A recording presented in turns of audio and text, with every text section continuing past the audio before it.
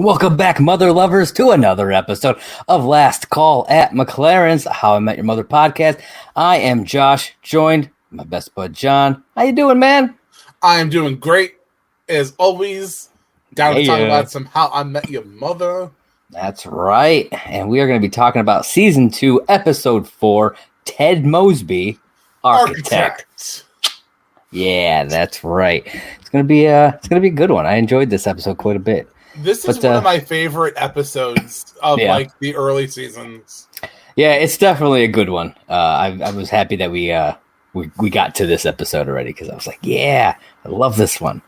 But before we jump into the episode, for those of you who aren't following us on Twitter, first off, get up on the twits. Yeah, get up on there at Last Call HIMYM. Follow us there. You know, I like to drop funny pictures and cool tweets and stuff like that. But we put out an announcement just the other day that we officially will be covering How I Met Your Father when it comes out. Drops on, I think, the 18th of this month. And so, you know, as these episodes come out, we will be covering them. We'll be dropping episodes of the of How I Met Your Mother coverage on Mondays. So you'll still get that. And How I Met Your Father will be on Friday. So remember, M for Monday, M for Mother, F for Friday, F for Father. It just happened to work out that way. I thought about that when you originally tweeted that, and I was like, it just so happens to work. It's like How I Met Your Mondays and How I Met Your Fridays. That's right. Dude, that could have been a great podcast name. How I Met Your Monday. Yeah, it definitely would have been. But yeah, so be sure to check us out twice a week when that drops. We're going to be putting that stuff out. We've been talking about How I Met Your Father quite a bit lately, too. And Josh and I had this discussion the other day that how are they going to try to link the two shows together? Is it actually going to try to link together? Because we both know they've admitted that it's going to take place in like the same universe. Yeah. So there's obviously going to be that potential for an overlap. And Josh and I were like, well, what characters? And I know we were talking about this on like the last episode we did where like you said something about how cool it would be if Ted and Tracy made an appearance in there somewhere. Yeah, because in the show, when they're like doing like flashbacks and stuff, you know, or I guess technically flash forwards or whatever you want to call them, we see them in 2022. It's New Year's Day 2022. Yep. She's got a hangover. He's got the green hangover mix here, and both their kids jump in the bed. So like they're a full family in 2022. Yeah. You know, like, now they could. Like I said, I think that the only character that can really link both shows together isn't anybody from the main cast. I think it's going to be Ranjit. I think that would be awesome. I had really put some thought into this where I was like, man, there are so many side characters that could easily like come and go. You could get Mr. Randy Warmpiss. You could get somebody like Artillery. Yeah, the side character would be great. So, you know, get like Doug. Remember Doug? Yep. The bouncer guy. And him come in. There could be so many of them, but none of them would make as much sense as Ranjit would. Yes. Because Ranjit would either still be driving a cab or a limo at this point. Yeah. Or he could have, be doing something on the side. We never really see Ranjit unless he's driving. We don't know what he does in his other time. Yeah. So it would be so easy for them to get in a taxi at one point, and he just turns around and is like, hello. And I mean, that'd be awesome. Maybe Wendy got a different job at a different bar. I mean, and she was one of the ones that came to mind, too. And I was like, it just really depends on what a lot of these people are doing, I guess. Yeah. there's a lot of possible. It's only a 10-episode season, I believe. Yes. But there's still a lot of possibility for small side characters to pop in, or even the possibility of a main cast member or two to pop in. I think it would be awesome. Yeah. I mean, it would also be really cool to see, like, excuse me, you know how sometimes like you get like those cool moments in How I Met Your Mother where they do like the flashbacks to a thing, and like there's like that moment. It'd be really cool to see like a flashback moment, but from a different angle, and it's in the background. Yeah. Like, you remember like when Marshall was trying to go to the one, I think it was when he was going to Garrison Coots or something like that, and Joe Manganiello's character was outside and he looked homeless. Oh, yeah. Imagine that scene happening behind something in How I Met Your Father. I mean, that would be awesome. And he's just kind of like sitting there all scruffy looking, or they happen to be at like Frog Lake and he's in the background and he's like coming up out of the water and he's all like, and they're like, what the hell is that guy doing? Don't they know this lake is polluted? And like, yeah, even stuff like that. Not even just characters, but like a mention of something like a Frog Lake, or like GNB, or whatever. I feel like if they don't mention GNB, then it's definitely going to be like, it wouldn't just be hard to be like, oh, I got to swing by GNB in the morning and like take some cash out of the bank or something. Yeah, or like there's just like a GNB ATM, somewhere. They could easily sprinkle in stuff like that, and those are the things I'm super excited to like look out for. Yes, those little Easter eggs are Yeah. So I'm hopeful. I'm really hopeful. I mean, guys, you jump on over to anchor.fm /last call HIMYM. Let us know what you think is gonna maybe link these two shows together. Who you'd like to see, what you want to see. We want to hear it from you guys. I mean, come on. That's right. There it is down at the bottom. Leave us that voice. That's message. Wrong. That's off the ropes. Oh, that is off the ropes. You know what? Leave us one down there too. You know what? You like to talk wrestling? Leave us an off the ropes message. We'll talk about that as well. It would be good if I changed that up. Apparently, I don't have an anchor one for Last Call, but here it is, Twitter, and it's the same. It's the same handle for Last Call, for Anchor for Last Call HIMYM. Here we are, people. This is real, and I'm not going to edit that out. It's going to be hilarious.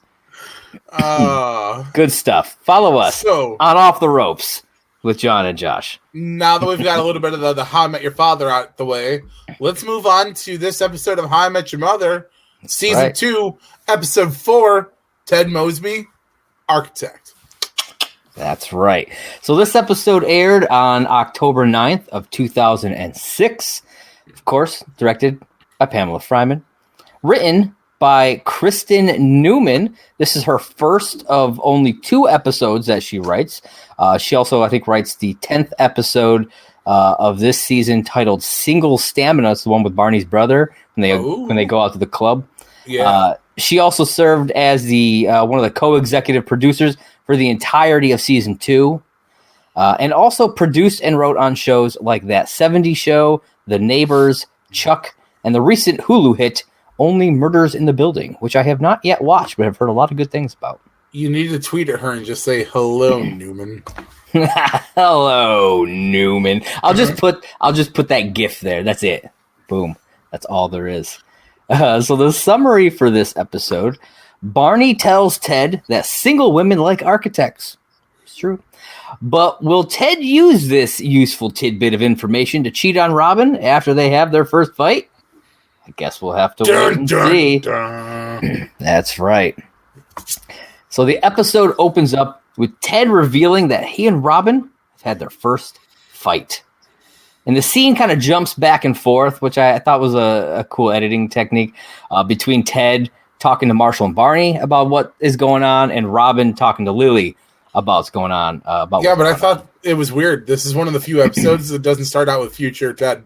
I mean, you hear him, but it's very short.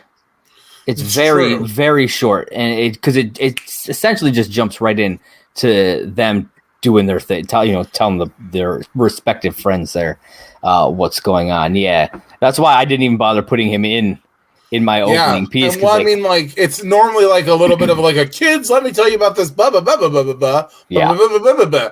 one was just kind of like, and that's like bam. Yeah, it was super quick for him. Bob Saget.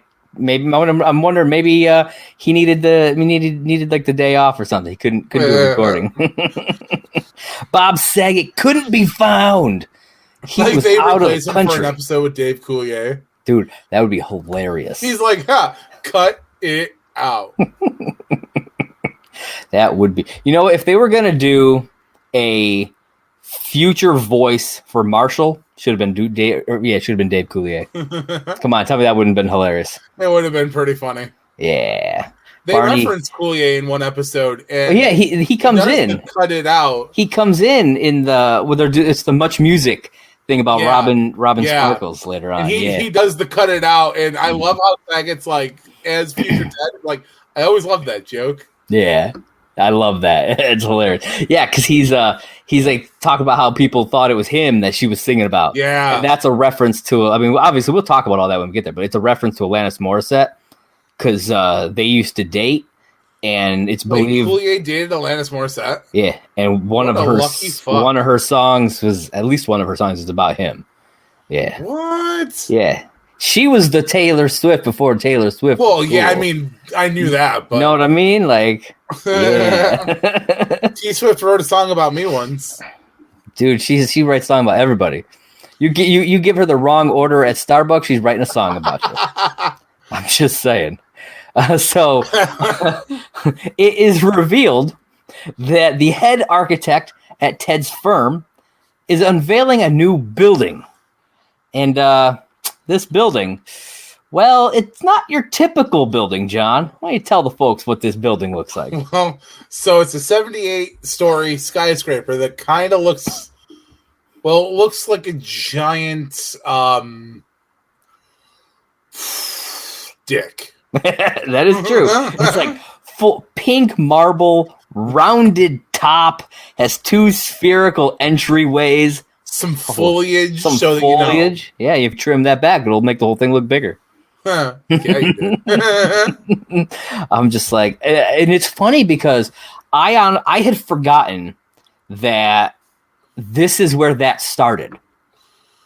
Because this whole thing comes back later on. Oh yeah. Because we actually meet the head architect, who's unnamed in this episode, and it winds up being Hammond Druthers, played by Bryan Cranston. Yep. And he comes in like it's like 2 episodes from now. It's like episode 6. He first appears. Yeah. I had forgotten that this was the episode where that part of it was kind of like they spill the beans essentially on it that joke. Because that joke comes back, the whole thing about the penis building. Yeah. Well, yeah, and I love that this is so... Because there's 2 ways to attack penis jokes. There's the Austin Powers ways to address penis jokes. Where you just hammer it home until it's dead in the ground. Until it's not funny anymore. Yeah. And then there's this way where he's just like Marshall was like, oh, bet you that was hard. And, or Barney gets his stab in there, and then, Ted makes his joke at the end. Yeah. And it's like they're all subtle. And I love how Robin's even like, oh, there's all this foliage. If you trim that back, it'd look bigger. I mean, we get it. It's a fucking 78-story dick. Yeah. It's funny because, you mentioned that, Marshall and Barney are telling jokes about this. And I have that in my notes, and that they do some fist bumps. And my original thought when I was watching this, I was like, oh, man, they should have done high fives here. I thought that too, and then I thought about it again after I watched it. I watched it earlier today before recording, and I realized Barney does fist bumps actually quite often, more often than you think. The high fives haven't started though. Yeah, at this point yet. But one of his most infamous things is where he's at Stella's house. Yep, and he tries to get a fist bump, and he does not put it down. Nope. And so that thought came to my head. I was like, I guess it does make sense. It's funny because fist bumps, I mean, it really depends on what you're going for, because fist bumps, in my opinion, when you tell a good joke, I would rather fist bump a good joke than high five a good joke. But my first thought when I think of Barney is a high five. Oh, you know what I mean? And so the high fives would have fit perfectly there. They would have. But then the fist bumps actually do work because he does use them, later on. He does. So, yeah. So I was like, I guess my initial thought does not matter because, yeah. What you think doesn't matter? Know your role and shut your mouth. That's right. I don't want to. Anyways, Robin reveals that the fight did not end. This was... it's not quite a pause situation like the way that Marshall and Lily have, but she just walked away, essentially. Just walks away? Who walks away from a fight? Yeah, Robin, apparently. Well, that's apparently. That's kind of her thing. Well, it's funny because this is also kind of like a precursor to a later episode that you'll find out, like, when her and Ted get into fights later on, they don't actually solve the fights, they just have sex. Her and Barney do that, like, stuff like that, too. Yeah, and I mean, like, it's just so it comes around multiple times. I bet she does. Oh, it does. It's a definite character trait of hers. Oh, like, and they keep that going throughout pretty much the whole thing. She tells Lily that she just kind of shrugged off Ted's problems at work. She just didn't want to listen to them. According to her, they're always the same, and her job's more interesting anyways, apparently, because she's a reporter, and that's more interesting.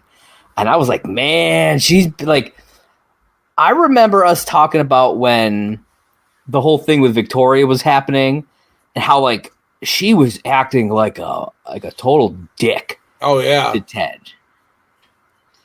And it's happening again, like, and they're together. And I'm like, yeah, what is her deal here? Like, it seems to me almost like she's trying to self-sabotage here. I don't know. I don't know what it is. I kind of got that feeling as well, because, like, I thought about that too when, like, I'm like, wow, so you're allowed to complain about your job or talk about your job because you're a reporter, but you can't listen to Ted when he's designing a building? Like, how hard would it be to just, because, like, even Lily says it right afterwards. Lily's like, even if you don't want to talk about it, do something else and at least look into the conversation. Like, don't, and I'm like, everybody has had a fight that they don't want to be part of, and, like, but you're there for it. Like, don't act like you're, like, better. It's honestly, I think it's because she's so independent. Yeah, she has kind of become selfish, and we've seen this before. Remember, I don't remember the guy's name. She was dating that guy, and she, like, didn't want to share the ice cream. Oh, yeah, and all that. Yeah, Mike, that was his name. She did it all with that guy too. Yeah. Exact same type of behavior, So, like, they set up this behavior before, but it's like it hits differently when she's doing it to some random dude versus Ted. You know what I mean? Character. Yeah. And it's like, this is the thing that they've been kind of gearing towards, is getting them together, and she's still acting like this. So it's kind of off-putting at times when she does that. Then she goes on and bashes the movie Field of Dreams, which apparently Ted and the guys, they're super shocked and kind of disgusted by this. I want to ask, have you ever seen this movie? I've seen it once, like, a long, long, long time ago. I was probably still, like, youth when I saw it. I actually don't know if I've seen this movie. I don't think I have. I've never seen it as a recollecting adult. So, I mean, maybe I should, because this isn't the first time that I've, like, this comes back around a couple times. And I was actually watching something the other day that was talking about how Ted really loves this movie. Yeah. And I was like, but is it really that good of a movie? And, like, even in the comments, it's like, Field of Dreams is like, it's a classic that holds up through all time. And I'm like, maybe I should give it a go as an adult. Yeah, same here. I think I probably should. But I think it's really funny that Lily dismisses it. Like, oh, he's not really upset about this movie. He's more upset about the fact that you didn't listen to him. And they flash back over to the bar, and he's like, how do you like Field of Dreams? He has the moment with his dad at the end, and they get to play catch for the first time. And I'm like, yeah, I mean, like, I would get that. He was so much... Dude, when she first says... Because even before she bashes Field of Dreams, she's like, who watches a movie more than, like, multiple times or something, something along those lines? And I'm like, me? All the time? I watch movies multiple times? Like... Well, and then that's the thing, though, too. It's the same with Star Wars, though. When we like later seasons, when we get into, like, the Stella shit. Yeah. Like, it's like, okay, that's that movie he watches when, like, he's down and when he's sick, and, like, that's his comfort movie. Yeah. Now I know your comfort movie, unless it's changed, is gone in 60 seconds. That Jurassic Park is one. I love. I mean, you can't go wrong with Jurassic Park. Yeah. But that would be like you're talking to a girl and all of a sudden she's like, "Oh, I don't watch Jurassic Park or Gone in 60 Seconds because those movies are for grody people." Your instantaneous reaction is going to be, oh, well, fuck her. Sorry, get out. There's the door. Yeah, I mean, there's a lot of movies I'd probably say that with. I mean, my go-to movie is always The Crow.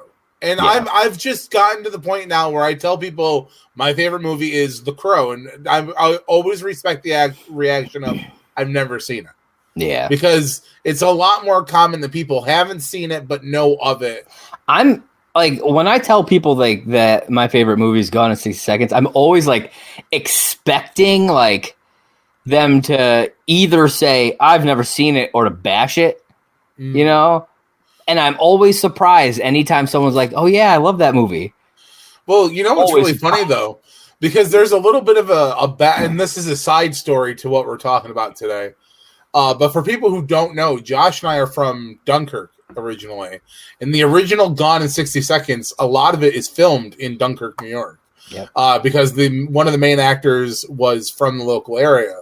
Yeah. So for... The director is from the local area. Oh, is that what it was? Was the director? Halicki, yeah. I knew. Well, wasn't his like brother in the movie too? I think so. Yeah. That like dies or something. Yeah, something. But like that. So like for us to be from the local area and have a movie like that done here, and then Nicolas Cage got to do the remake of Gone in 60 Seconds, and Josh loves that movie for all the right reasons, and I love it for all the wrong reasons. She's a brick. House. But I mean, that's a great movie, and I'm getting off track of How I Met Your Mother. But welcome to the Gone in 60 Seconds podcast. How many episodes do you Gone think in 60 minutes, where we spend an hour every week talking about the same movie. We could probably get like a good 7 to 8 podcasts out of that. I'm sure we could.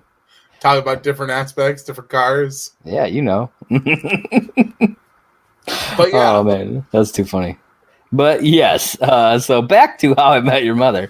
Lily tries to make Robin understand that listening to the boring stuff, that's part of being in a relationship. But then she also says, but, if he's getting on your nerves a bit too much, you can just try to say the alphabet backwards in your head. For in case you get pulled over by a cop. Yeah. Now, can you do this? Nope. I tried doing it in my head. It was a little tricky. I think I did it. I'd have to, if I had said it out loud, I could listen back to make sure I got everything. But I think I did. But it was tough. Because I have to say a chunk of it forward in my head. Then I have to say it back. You know what I mean? Because otherwise, I'm like, I don't know which one. Because that question, because she's like, what the hell comes before Q? There were moments like that when I was like, what the hell comes before that? So I'd have to say the letters the normal way, like WXYZ, and then I'd say that chunk backwards, and you know what I mean? Yeah, elemental P. But yeah, so it's not easy. I'm sure there's people who can do it really easily, but I mean, I know people who can do it with no thought, and I'm like, I'd be fucked. Yeah, me too. So after Robin decides that she should apologize to Ted, we flash over to the bar, and the guys are recounting a scene from Field of Dreams. We're still going on about this movie, talking about it. Then Marshall says, forget about Robin. They're going to go hang out at this party that Marshall's going to with all of his law school friends. And Marshall gets kind of bummed out thinking about, how he's going to have to tell everyone that he and Lily broke up, and gets real kind of sad. And he was super happy, and then just brought the entire thing right down. But Barney declines to go to the party as he's got tickets to Foxy Boxing. Not the first time, or not the last time we'll hear of Foxy Boxing either. That's true. And Ted says no because he has to work. And what he says is a boring job because Robin seems to think so. He's being real sarcastic here, which I thought was funny. This is some of the shit that pisses me off with the show sometimes is you get your happy moments where oh, they're finally together. Oh, but they're going to fight about something stupid like a job. Yeah, and it's we're already dealing with Marshall and Lily not being together. Why you gotta give us issues in the other relationship we got going on right now? Right? Like, come on, the man. only other relationship, not like Barney's ever in a relationship. No, and the few times he is, it's like, okay, yeah, you expect Barney's to not work out. Exactly. Unfortunate for him. That's the way it is. But and speaking of Barney goes on about how ladies think architects are hot. You know, they create things, John. They're like God, and no one, according to Barney, is hotter than God. Which I thought was funny because it's not until Ted starts talking to the girl at the bar. I already forgot her name. Anna, I think, something like that. She brings up the whole Brady Bunch thing, and I'm like, well, shit. I've never really thought about the fact. Yeah. She says how else do you think Mr. Brady scored a babe like Carol? Yeah, and I mean, it's a true statement. Because, I mean, how would Mr. Brady score someone like Carol? I mean, it's not like he was a bad-looking dude or anything. No. I mean, he was a good-looking guy, but imagine being like, yeah, I got 3 fucking kids and their mom's dead. Yeah. And then she's like, oh, my God, I have 3 daughters who need a daddy. Yeah, and then they're like, oh, my God. He was totally like, what was his name? Was he Greg or was that one of the kids? That was one of the kids. His name was Mike. It was Mike Brady. He's like, Mike Brady, architect. Yeah, you know it. And she's just like, take me right here. Wherever they were. They're probably at the grocery store when he did this. I don't know. Just take me on this pile of apples right here. Take me on this pile of apples. Oh. A Brady Bunch podcast. That's what we should do next. There it is. A very Brady podcast. A very Brady podcast. Yep. I love it. I got about 100 things I want to talk about Sam the Butcher always getting free meat from the Brady's. Dude, and that's not a euphemism. I think Sam the Butcher was banging Alice. I'm just saying. You're joking, right? Because they were definitely dating on the show. Oh, were they? I don't know. I didn't watch enough of that show. But another side thing is that he was constantly bringing meat to the Brady's. Okay. He'd be like, oh, I just happen to have this flank steak or like this meat that could feed this entire family of 9. Do you think this was like stolen meat? You think he was like a mob guy?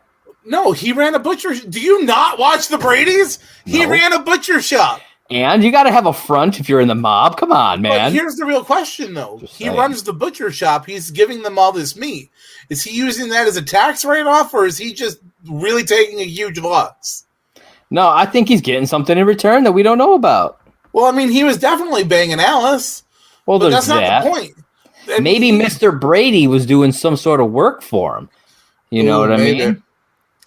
I mean, maybe he was architecturally designing some safe houses or whatever for like drug stashes for him. I don't know. I'm just saying it's weird because if you think about it, the Brady's had 3 kids each, the 2 adults plus Alice. That's a 9-person household. You're not going to convince me that amount of meat he was bringing was anything less than $100, $200 worth of meat every time. Yeah, I mean, I don't. He must have been making some bank. It's kind of like Home Alone. The dad was making. There's a theory that he worked for the mob. That he was what was he, like an accountant or something like that? Something like that. And I'm like, who had that huge ass giant house could afford to take all of those at least 15 people or something like that to Paris. Yeah, and that's money. This dude ain't your normal accountant. No way. See, I love how we can have one conversation spawn off into There's no way. He works for the Irish mob. He was cooking their books because he's the accountant. I'm just saying, it all fits, and I would love to see that movie. That's the one I would explain why Kevin would know how to do all these small things. He's picking up a lot of trap making shit from one of the mob people. Yeah.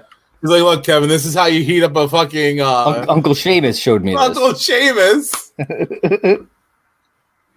That's all right, back to How I Met Your Mother. That's how you do it. So a bit later, Robin and Lily head over to the bar. Carl, he's hitting on Lily real hard, offering her free drinks. He ain't even trying to hide it. Yeah, man. Get a lot of free drinks over the days, Lily. Dude, man. And she's like, do you really want to be the guy who hits on the fucking girl and sleeps with her?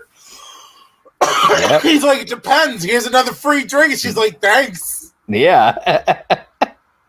Yeah, I mean, I don't blame him, dude. She's hot. So, I get it. Totally. I get it, though. Allison Hannigan's also on your list, though, bro. Very true. Here's the thing, though. If you got to bang Allison Hannigan, would you want to bang Allison Hannigan or one of the many faces of Allison Hannigan? That's a good question. Like, would you want her to be all geeky and nerdy like Michelle from American Pie? Would you want her to do some, like, dark magic incantation like Dark Willow? Or would you want her to be like Lily Aldrin? I'd be down for some Dark Willow action. Just saying. She just starts screaming a bunch of shit in Latin, puts in some black contacts, punches you in the face, rips your dick off, and then shoves it in your mouth. I mean, I hope not. I really hope that's not how this goes down. But anywho, this episode is off to a great start. Well, I mean, it was off the ropes for a few seconds. It definitely was, man. This shit was off the rails from the get. So Robin says out loud, I wonder where Ted went. And the friend of I think her name was Anna, her friend who was sitting there, which I think is, first off, hilarious if you watch the scene, because like I've watched this episode like 3 times. So when you watch the scene, Ted is specifically talking to Anna. Yep. Not talking to this other girl. But this other girl is like super engaged in the conversation, like her facial expressions and everything. Like, but she's being completely ignored. Well, it's funny because you're going to make a comment here about this girl. And when it gets to like the next part of this little conversation, I've got something to address about it, and it just made me laugh. Okay. So this friend comes up to them, and she's like, are you talking about Ted Mosby, the architect? And they're like, yeah. So she tells them, this little story about how Ted was hanging out with them at the bar, kind of flirting it up, and invited them to a party. To a party. And Robin's not fazed at all. No, and I thought that was weird. She's like not fazed at all. Yeah. Even when the friend is like, oh, he left with my friend and she's super hot. Yeah, it's funny because, she's like, in my mind, has a super great butt. Yeah, well, because Robin's like, in my mind, she's fat. And then the friend jumps in. She's like, actually, she's a kickboxing instructor, and her ass looks better than my face. And there's where I have my comment. Okay. The friend wasn't that hot. I don't know. I thought she was pretty damn cute. She was cute, but I mean, she's not like Robin pretty or Lily pretty. She's definitely not Victoria pretty. I mean, I'll say this. I actually think she's better looking than Robin, but I could agree on the other two. I could agree on that. Maybe it's just because she wasn't. I mean, I don't know. I don't have a very big definition for like what I find attractive. I usually don't find girls like her though. I don't know what it was about her, but she just. Hey, that you know what? That's fair. Is what it is. I would have instantly, if it had been me, I would have been like, I guess I got nothing to worry about. Then I'll go after the drinks. You go. I don't think you would have. If she was flirting with you, you'd be all up on that, and you know. Well, I mean, but I would have been a woman at this point in the bar, like. Well, that's true. I'm just saying, if she was flirting with you, honestly, if you were a woman, maybe you still would have. I don't know. Maybe. I mean, maybe. How am I supposed to know? How am I supposed to know, John? So we get to the party, the law party, and it's wild, man. This party is kicking. It's a wild. We have a few college parties we attended. That's true, man. That's exactly what I thought. And then this heavyset dude comes out. He's in his underwear. He's got a bunch of beer bottles like taped around his waist like a belt, and he yells out, "Who wants to shave my ass?" And I thought that was hilarious. I was like, I know some people who I could have seen doing stuff like that. Don't you even know? I would never have done that. No, you're right. You're right. You would have been completely naked while you were doing it. Yeah. Yeah, that's how this rolls. Like the time I ran down the street naked, screaming, "Help! Help! I've escaped from Kevin Spacey's basement." Yep, and how relevant that would become later, years later that we didn't even know. Like, Whoo-wee, man. Oh, man. Something else. So we finally, get a little visit here from future Ted. Finally, we heard a little bit of him at the beginning, and he pops in here, says that this guy went on to become a Supreme Court justice, which I thought was pretty funny because it kind of. It's funny because it's kind of topical. I'm not going to get, super political or anything, but there was stuff similar to this that kind of rose up when Brett Kavanaugh got put into Supreme Court justice by Trump. Really? Yeah, he was like a frat guy, party guy kind of a thing. Yeah. Oh. So like when I watched this, I was like, oh, so that's what that would have looked like. Okay. I wonder though if he serves Supreme Court when Marshall does. That's a good question. Yeah, that's a good question. Fudge judge. Yeah, is he a Supreme Court justice? Because Supreme Court justices are for life. Yeah. So my question then, I guess, would be, when is Marshall? When do they become? So I mean, obviously, at some point, they're Supreme Court justices together, but I'm curious who was actually first because I don't know. They don't actually say when this guy became one. No. And I don't remember if they say when specifically Marshall became one, but I don't think so. But yeah. So yeah, we know at least two Supreme Court justices in the world of How I Met Your Mother now. Supreme Judge Fudge, or is it Judge Fudge Supreme or Fudge Supreme? I think the Supreme is at the end. I like that even better though. Yeah, I think the Supreme is at the end. Anyways, then a young Joe Manganiello walks up. Hell yeah! Yeah, first time we see him. We later on learn his name is Brad. We don't get his name yet in this episode, but we do later on learn. And he comes back many times throughout. Many times, which I think. I mean, you talked about him earlier when we were talking about the Frog Lake thing. Yep. So and that's way later. That's toward the end of the series. He's already looking like himself, like he looks now all jacked and shit. Oh yeah. Like Magic Mike style. He's already looking like that when it comes to that episode. So he has the girls fill out this liability waiver, which I thought was hilarious because they're a bunch of lawyers. You want to make sure if anything happens, nobody gets sued. I like that.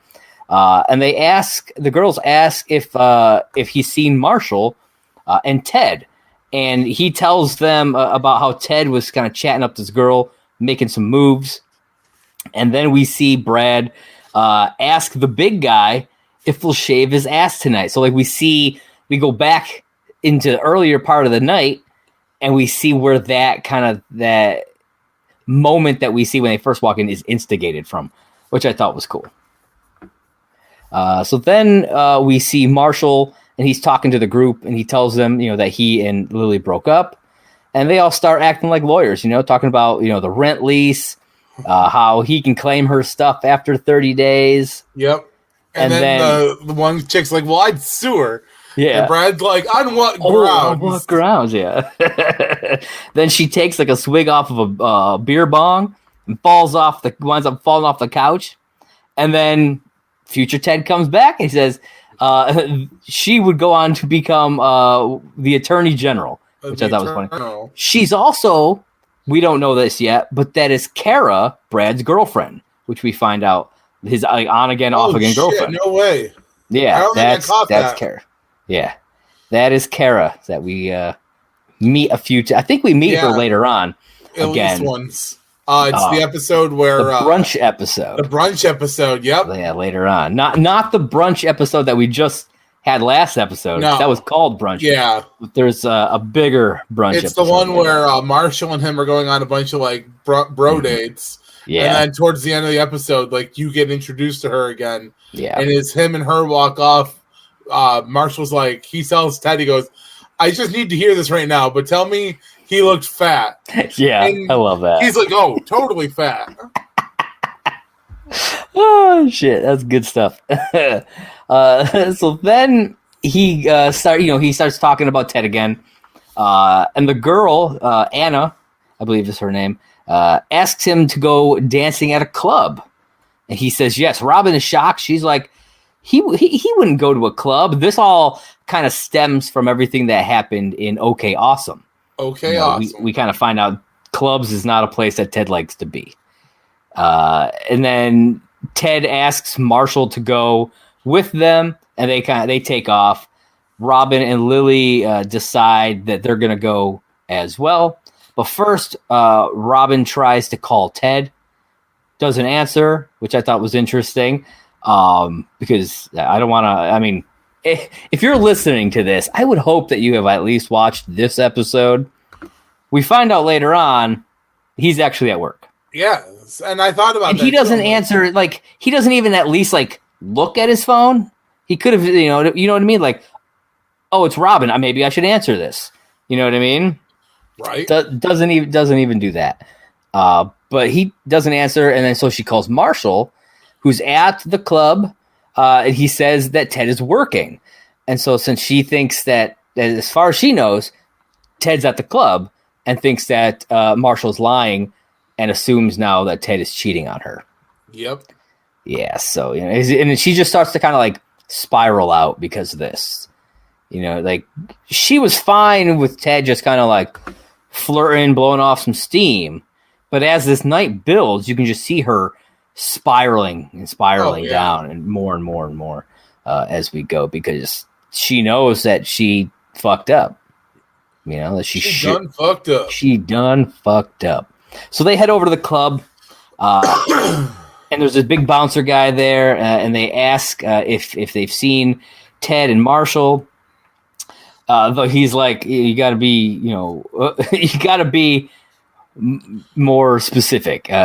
She only winds up like describing them, doesn't use use their names. Like a 6'4" dude, and a smaller guy with them, and he's like, there have been a lot of people through here tonight. You're gonna have to refresh my memory. Yeah. And she's like, one of them's an architect. Well, no, because Lily's like, oh, I get this. Oh yeah, I know how this works. And she pulls out like a 20. Yeah, and hands him a 20. He's like, thanks.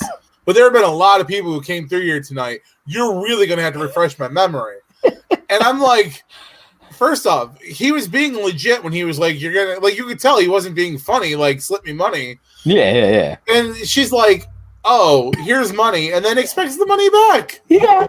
She was like, oh, okay, you get that? No. But as soon as he hears architect, he's like, yeah, Ted Mosby, the architect. So I got a cool little side note about this bouncer. This bouncer, we learn his name is Vinny. We learn that later on. And this is not the first time that we have seen him. I was going to say, don't we see him during one of the... He is the bouncer at Club OK during OK Awesome. Yeah, that's what I thought. Yeah. He is. It's the same guy, and he's wearing the same outfit. I mean, that's a pretty standard city bouncer outfit. So. Yeah, so I thought that was really cool that he came back as a bouncer. And it got me thinking, he could be another one we see in How I Met Your Father. He could just, like, they go to, these young adults, they go out to a club, and Vinny's the bouncer. Come on, that would be awesome. Be pretty cool. You know, I feel like only, like, the hardcore fans would catch that. And I think it would be awesome. Like, I want to see Vinny as the bouncer. Vinny Mac. Vinny Mac. That's right. So he tells them that they had already left. And he tells them what he remembers, about this girl. This girl who he knows the girl, though. Anna. They're talking, her and Ted are talking. And Ted gives her a piggyback ride back to her apartment and all this stuff. Marshall tries to convince him not to go. Because he's not acting like himself. Yeah, you're not acting like yourself, Ted. And so Robin wants to know where this girl's apartment is. Because she wants to kick the shit out of her. And so she winds up trading her purse. Because they ain't got no more money. Because Lily gave up her last bit of money. And she trades her purse for the information. And I love the little bit of line that she's like, she's lucky this wasn't my big purse because it didn't have enough room for my gun. The gun, yep. And I'm like, holy shit, bitch would have shot someone. Well, and I love that she says that too, because that is totally a Robin moment. Oh yeah, doesn't have enough room for my gun, and I'm like, well, That's it's fun. It also made me think of a future episode. Remember the episode where she keeps like misplacing her gun? Yes. She's like, oh no, I hope that wasn't my gun. And like the dude she's dating gives like, oh, there's my gun. Yes, played by oh my god, the one dude. It's the guy who, oh my god, I can't remember his name. He's in she's out of my league though. He plays the guy who ends up with. Oh yeah. Yeah, and he's like, oh, I found your gun. She's like, oh, I thought this, I was looking for that. And then like she's just misplacing guns. Like, oh my goodness. Yep. Come on, Robin. Like, holy shit. Then in the same episode, she loses it again. Yep. Funny story. I lost it again. Never comes back up. Just saying. And I'm pretty sure it never comes back up. So they wind up going over to this girl's apartment. Robin kind of hesitates a bit because she comes to the realization that maybe she's the problem, yep. And she's the one who wasn't listening and all this other stuff. Maybe she drove Ted. She turned this honest guy into a cheater. But Lily convinced her. She's like, no, you're going to go in there and you're going to whoop this girl's ass, which I think is funny because like before Lily was like trying to like change the entire episode. She's been trying to like change Robin's thought process, whether it be about what Ted's mad about, whether it be about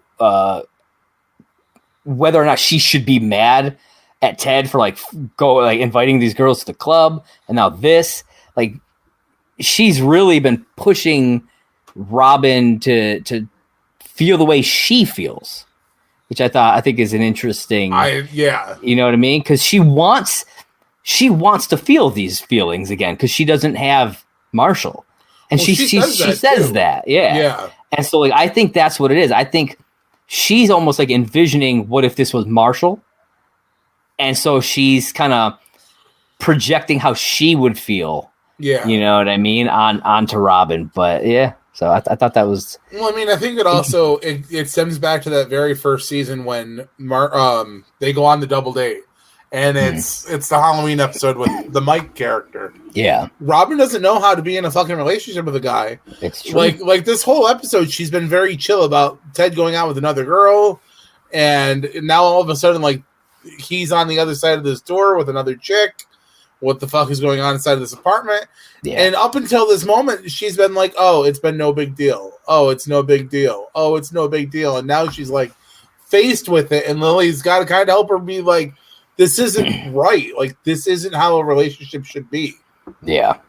Yeah. So they decide to go in. And who do they find? And who do they find, John? Barney Stinson, That's architect. Right. Barney Stinson, and he's tied to the bed with his own necktie. Which, on the third watch, I caught this. I wasn't thinking about it, wasn't paying attention. What color is his necktie and also his shirt? It's purple. So because I remember that you had sent me that thing about the whole color theory and everything, and I looked it back up again so I could be like, okay, well, what specifically is this color theory and how would it relate to why Barney would have purple? And I was reading through it. And so Ted's happiness counterpart is yellow. That's the whole thing, the yellow umbrella, all this other. Robin's counterpart is purple. And it made me wonder, is this a foreshadow of the relationship between Robin and Barney?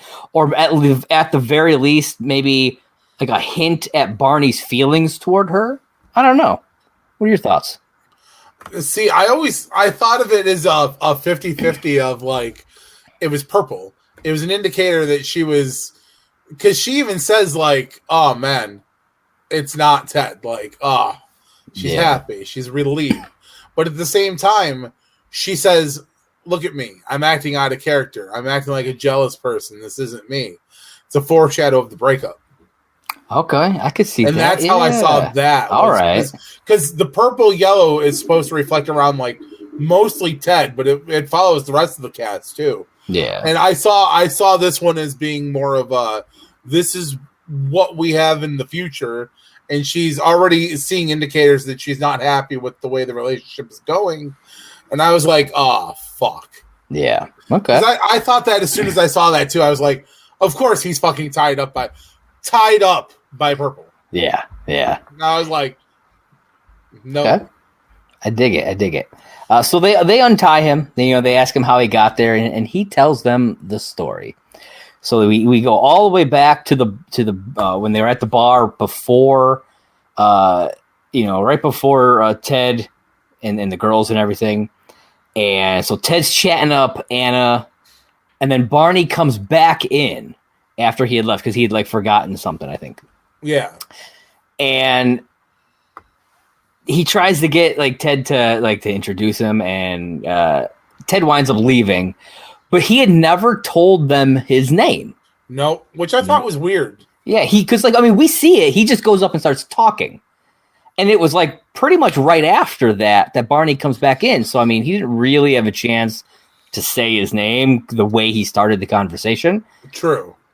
And so Barney hears that. He heard her say that we don't even know your name. And he decides he's going to jump on that. And he's like, oh, I'm sorry my intern had to leave. But Ted Mosby, architect. And then we see all these previous scenes that we got to see before, but played out with Barney instead of Ted. We see him at the party, at the club, and all this stuff. And which it tells everybody in the audience, boom, this wasn't, now we know exactly how it all happened. Well, the funny thing is, they would only one of the scenes actually changes, and that's what kind of amazes me. Barney can hold his own conversation about architecture, which is absolutely phenomenal that, he's able to do that. Yeah. But the only one that actually changes is when they're outside the club and Marshall's trying to stop Barney from leaving. And it's because the way it originally plays out, he's like, aren't you afraid someone else is going to find out, Ted? Yeah. It's the way Marshall says it. Yeah. Yeah. And then that's the whole thing that changes. He's like, aren't you afraid someone else is going to find out, Ted? Yeah. And it's like, oh, okay. Well, that makes sense now. But for those of us who are diehard fans, and this is our 900th time watching the show, we already knew. Yeah. But it was cool to see it kind of play out back and forth like that, and how it did change. Yes. How, and it is funny because there is actually like a filming goof when Barney comes back into the bar. It's a shot of, so we see the corner of the bar and Ted is chatting up the girl and Barney comes in through the door. Yeah. But at the beginning, when Ted is chatting her up, we don't see Barney come through the door, even though we should. Time, with the amount of time that the camera is filming that part of the scene. Yeah. We should see him come back through the door, but we don't. Which I thought I was like, all they would have had to have done was either cut that just a little bit or extend how long it takes him to come into the bar, and then it would have matched up better. But yeah, they didn't. That would have been cool. Yeah, but they didn't, unfortunately. So he gets dressed, and like you mentioned before, Robin, she doesn't like how she's been acting. She doesn't know if she can do this whole relationship thing. And this is where Lily tells her, she's like, I wish that I could feel that way. I wish that I could feel like, essentially like she's letting somebody down or doubt, all these jealousy type feelings, because she doesn't have anybody. She doesn't feel anything, and it kind of hits you, it's like Lily is hurting. We've seen Marshall hurt. Oh yeah. We saw a lot of that. But we haven't really seen much of her hurting. And we do really get to see it here. Yeah. Yeah, it's sad. It is very sad. So they go to leave, but Barney decides he's gonna leave this girl a letter. He has a form letter for these types of situations. I think it's a great letter, though. It's a fill in the blank, it is. It's so bad, but it's so funny. It's the right before the credits hit though that really kills me with this this whole scene though. Yeah. Because he leaves, because they go to leave. He does that. And after Robin goes for a walk and she's thinking about everything, she ends up stopping to see Ted at work. Yep. You know, they talk it out and she apologizes and everything. And he shows her the building and they kind of chuckle about it. And then he shows her the building that he's designing. Which is funny because this is the first time we see the future GMB tower. Yeah, and future Ted talks about that building in Spokane. You know, that was the first building I ever designed. You know, and so like right away we know that this building of his gets made. Yep. You know, they don't hide that from us. You know, they right away they let us know, and then throughout we get to see that happen, which is cool. Then they make out a bit, and then we flash back. Here we are. We flash back to the girls, to Anna's apartment, as she's reading Barney's letter. Dear resident. Yeah, dear resident. He claims that he's a ghost. I can actually... okay, so I can get this letter and read it, but I have a little side note about this whole thing, because it took me on a little path. This is the girl who creates the website tedmosbyisajerk.com. Oh my God, no way. And this is the catalyst for her doing that. No way. Yeah, she even puts the letter on the website, because the website is active. You can go to tedmosbyisajerk.com right now. You can see the letter, which is there, which is hilarious. She what she like writes on it, and she's like, "Who's Barney?" Look at Ted Mosby, something like look at Ted Mosby trying to use a fake name. Like she still thinks it's Ted, and it like makes him like a bigger jerk because of that. There's also the 3 Ted Mosby porno movies, like the case covers. Yeah, on there, because it's like he's also a porn star, and it's got Ted Mosby is Lance Hardwood, sex architect. That's got I think it's like the sex bus, and then the sex truck is the other one. Yeah, those are on there. It's hilarious. Well, I highly recommend it. People go to tedmosby.com or tedmosbyisajerk.com, and I think you'll enjoy what you find. It's really funny though, because she comes back during the episode where Barney's trying to figure out who's sabotaging his the bracket. The bracket, thank you. And I think that's next season. Yeah. No, it can't be. Yeah, I think when I looked it up, it said it was season 3. It's like season 3, episode 14, I think it said. Is next season Stella already? Yeah. Holy fuck. Yeah, Stella comes in season 3. But yeah, so we get the whole the bracket episode, and Barney goes to try to figure out who's sabotaging his relationships, and he goes into the one diner, and he's like, he's like trying to apologize, and that's when he's like, tedmosbyisajerk.com, and he gets up on the chair, he's like, Ted Mosby is a jerk, and he's like, you can go on there, and I'm like, wow, first off, for Barney to do that, like, what an asshole. It's true. I'm like, second off, for this girl to not realize that, like, because, like, Ted later on becomes, like, Time People magazine cover and shit like that. Yeah, She's going to see that. She should have realized at some point the Ted Mosby she met was not the Ted Mosby who is, like, a famous architect. Yeah. It's funny because there's also, like, drawings on the website. Oh, boy. And they're clearly of Barney. Like these little like draws, like him getting tore up by wolves and it's obviously it's like doodles that she did that she's supposed to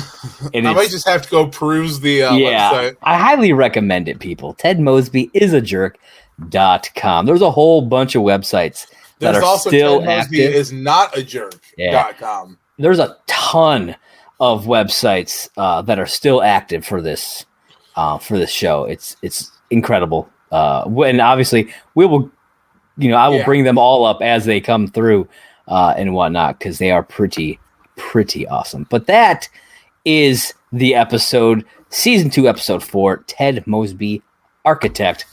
Architect. John, what are your final thoughts on the episode? Dude, I love this episode. It's so good. This is like I said, it's one of my favorite episodes of the season. Yeah. And I always forget that there is this little tidbit of an episode because it's just so quick and it doesn't feel like a 22-minute episode. It feels like it goes by like boom. Yeah. It holds your attention the whole time. You're like, what the fuck is going on? It sets up a lot of stuff. Like we meet future characters that come back, like Brad. Oh yeah. We set up Ted's architecture firm and the penis building and everything that comes back later on. That's a penis. That's a penis.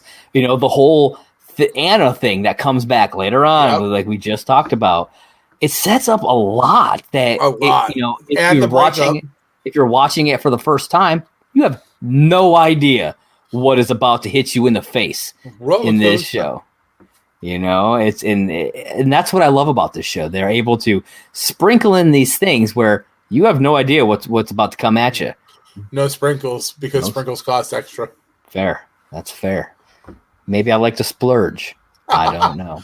Well, if you've got money to fucking splurge, then you need to pay the electric bill because it's your month to pay the electric. Fair.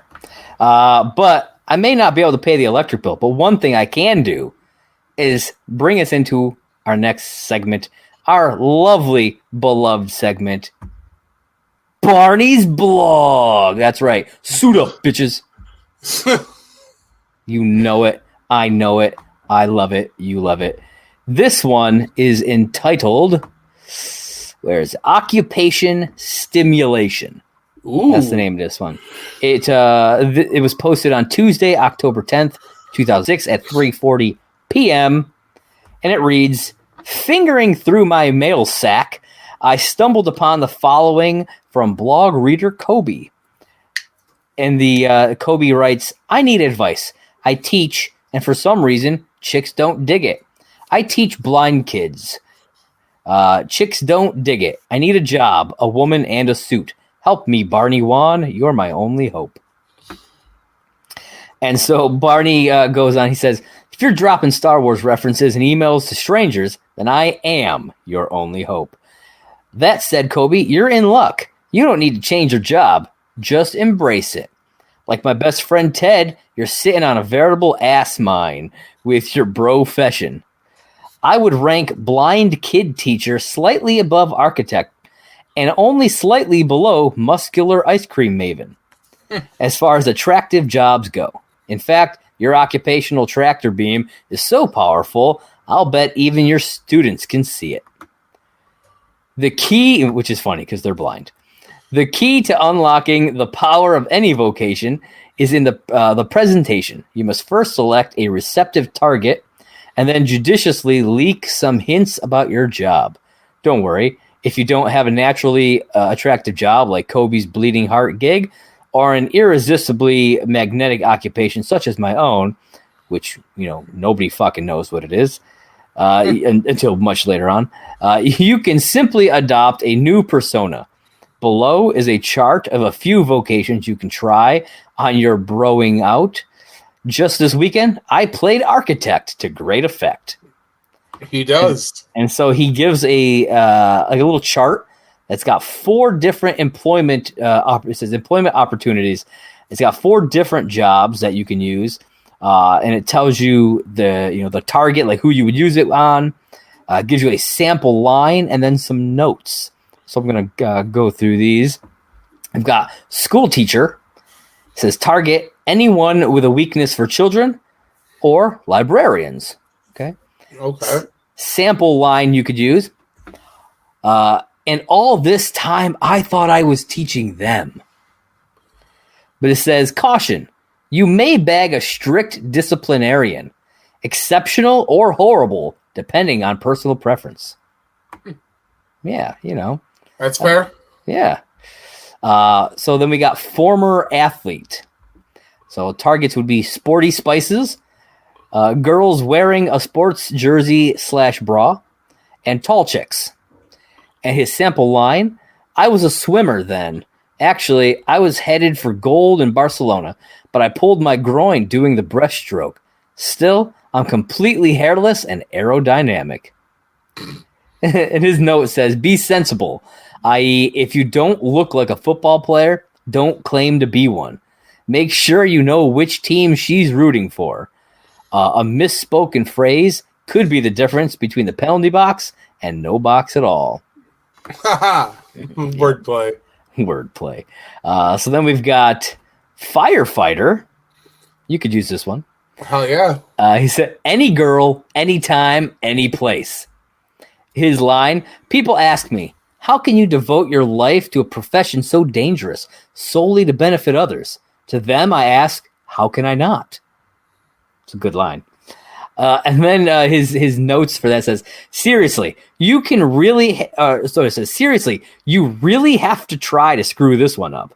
Everyone loves a fireman, even dudes. There you go. And then the last one he has is artist. And so your target is hippies, repressed businesswomen, and impressionable co-eds. His line for that one, some call my work postmodern, but I think my art, really all art for that matter, is universal.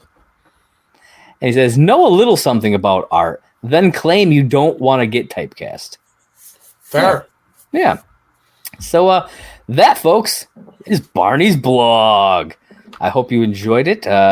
So that's all that I've got for this episode of Last Call at McLaren's. John, you got anything else you want to add? No, not really. Well, then let the fine folks know where they can bug you on the internet. Well, I mean, you can always bug me in the same places. I'm on Twitter right here. It's Simply Sane J1. Corresponds with my podcast and my blog, Simply Sane with Jay, the Not Your Mama's podcast. That's right. So, I mean, you can always feel free to hit me up on Twitter. Find me on Facebook at JJohnMade. I'm always there too. I'm not like this guy over here who has like 17 different Twitter handles and active accounts. Josh, what about you? Where can they wait. Oh my god, because I finally got this one. You can find him at JP it's JP Raynor, that's JPRAYNOR. Boom boom boom. You got it, sir. You can also find me on Twitter at MovieBlog Merc. That's right down here at MovieBlog Merc. That is the Twitter page for my site, Merc with a Movie Blog. If you are into DC Comics, check out my site, DC Comics News. It's at DC Comics News. If you like wrestling, be sure to check out our show, Off the Ropes with John and Josh. That's at Off the Ropes JJ on the Twitters and the anchors and all them jazzes. And be sure to follow us right here on Last Call at McLaren's. That's at Last Call HIMYM on Twitter, on Anchor. We don't have a Patreon yet. I don't know if we will. If we do, well, I'll let you know. I don't know what we would do for one. If you guys have any suggestions, let us know. Right. We've apparently got a decent amount of fans. If there's some content you would love to see, if you'd be willing to sign up for a Patreon to get some awesome extra content, you let us know, wherever you can send stuff. Hell, you can email us at lastcallhimym@hotmail.com. I have an email for it. So you can send whatever there, or hit us up on Twitter again at lastcallhimym. And be sure to catch us every Monday, 6 o'clock. I try to get this thing posted on the video on the Merc with a Movie Blog YouTube channel, or on the Last Call at McLaren's podcast feed on all your podcast platforms. And it's coming up soon, How I Met Your Father. We're going to be dropping those on Fridays, so be sure to listen. All right. That's about all that I got for him. John, what do you got? Listen, you don't have to go home, but you can't listen here. All right. Catch you guys next time.